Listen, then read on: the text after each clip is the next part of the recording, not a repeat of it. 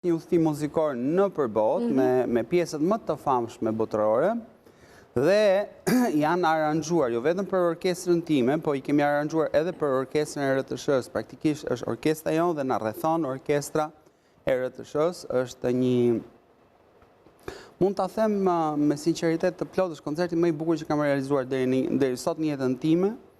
Dhe këtë vlerë të shtuar ja ka dhënë pikërisht orkestra e RTS-s. Patjetër, kështu që ti je optimist. Janë 64 artistë fantastik.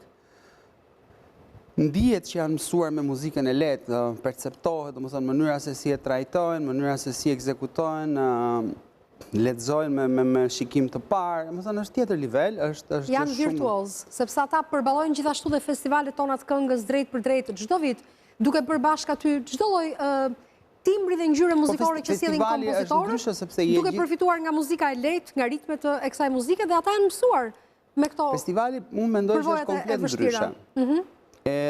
Sepse festivali ke këngë dhe këngët aty rrafin, domethënë aty është gjener, kurse këtu kalon nga simfonikja në klasike, në elektronike, në popullore, domethënë ka një 360 gradë të gjës.